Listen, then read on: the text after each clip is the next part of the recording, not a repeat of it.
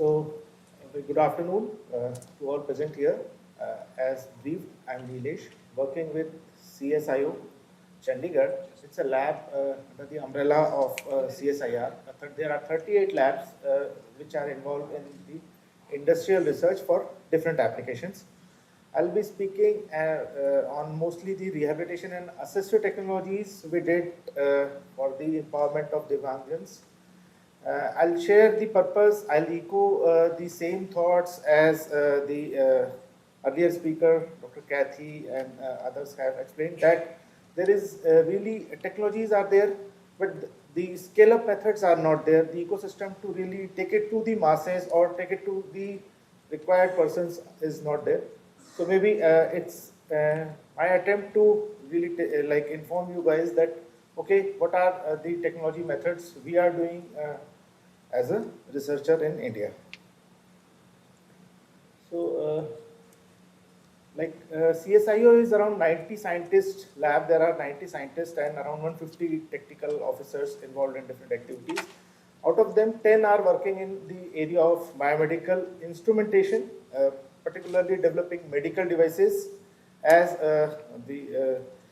it has been mentioned that LINAC was one of the flagship delivery from our side. Of course, it was a collaboration between PGI, Samir, and CSIO. And now there is a company, Bangalore-based company, who has taken the technology, Panacea Biotech, and it is taking forward.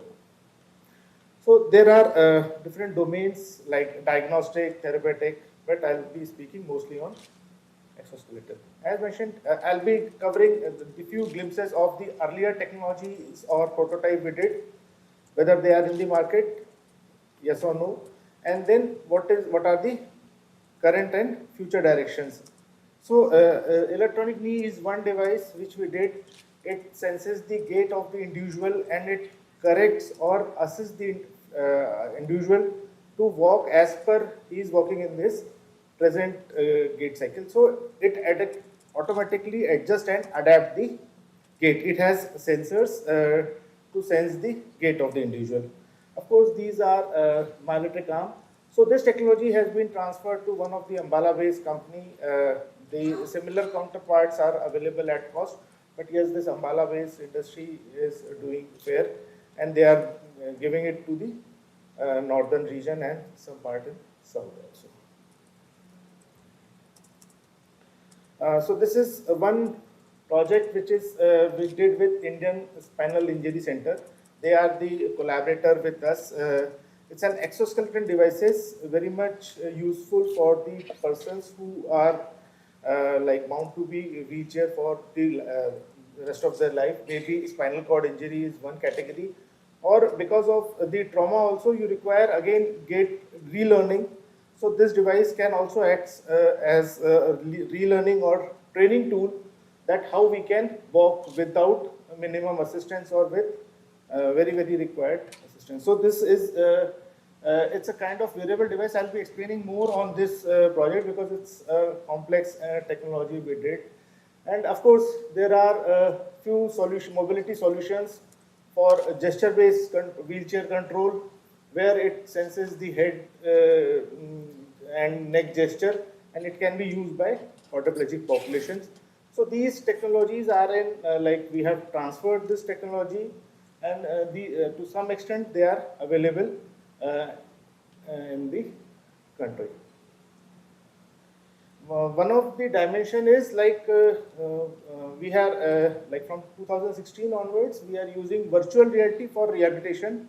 The difference between a tele-rehabilitation or virtual reality based rehabilitation or the gamification of the rehabilitation, as the speaker from Microsoft has said that okay, there is a need to gamify everything.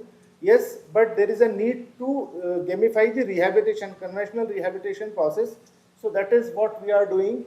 We are using the existing conventional scales. We are trying to do the assessment on existing conventional scales and then developing modules, virtual reality modules, where the individuals are doing the motions again with some cameras, and these motions like again on a motivation wheelchair.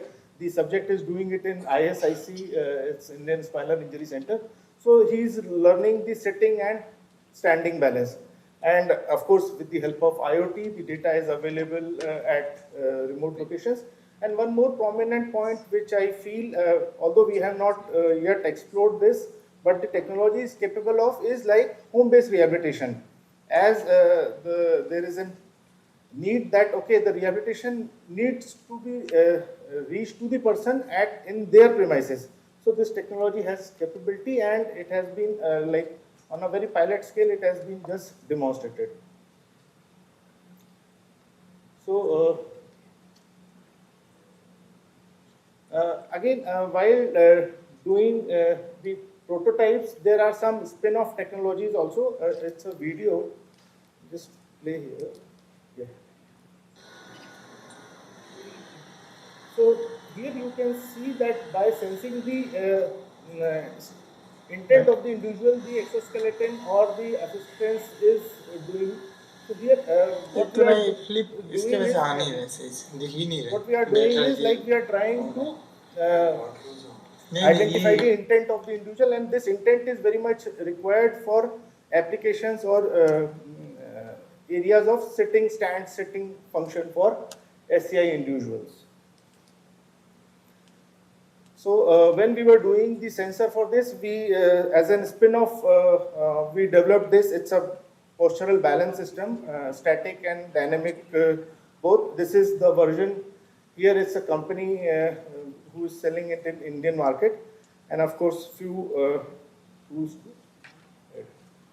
So like while doing this prototypes, we require a very close collaboration between doctors and users, which sometimes we lack because of the administrative and other reasons, but a strong requirement is there.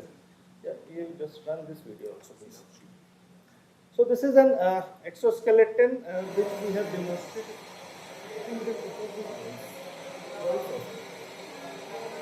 So this gentleman is not a spinal cord injury patient. He is a tester of this prototype.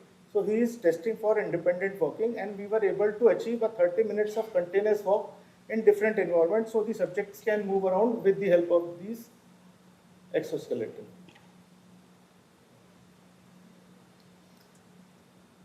Okay.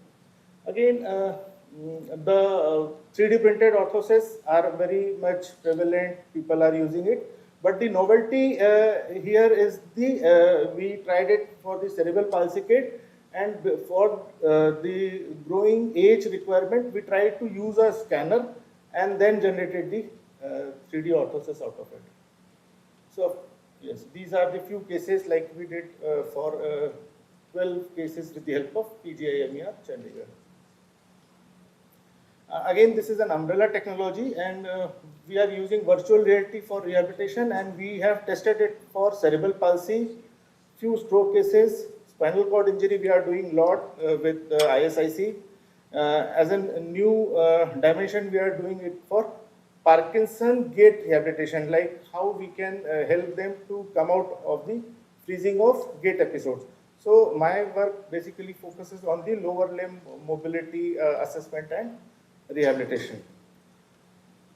Yeah. So these are the exergames we call, because the novelty here is like we have mapped every game to the conventional scale, and the assessment can be like gauged on the conventional scale. So improvement can automatically be gauged on the conventional or existing scales here. So for like hand motion, we have tied it up with BOT scales for assessment.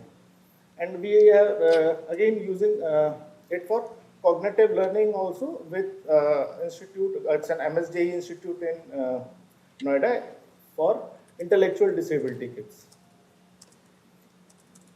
So this again, it's very simple, but it is very difficult for these kids to really maneuver the task and do the activities. But here the point is the engagement of the subject or the kid is very high because of the technology, and you can also gauge the engagement, which is a very problem in case of the conventional method. And the another point which I am here is like it can be really scale up for any other problem. Like while doing these trials, we come across a patient or subject who is from the Arabic side, and we scale the same method for the other languages also. So, of course. So, just last point, what I want to emphasize is that there are many startup here, there are many new ideas here, but maybe the startup and the existing companies needs to look the academic or the industrial research organizations in the country to really take the prototypes somewhat at maybe TRL 4, 5, 6, and then really try to scale up those or commercialize it for the needy or the required person. So thank you very much. I close my presentation.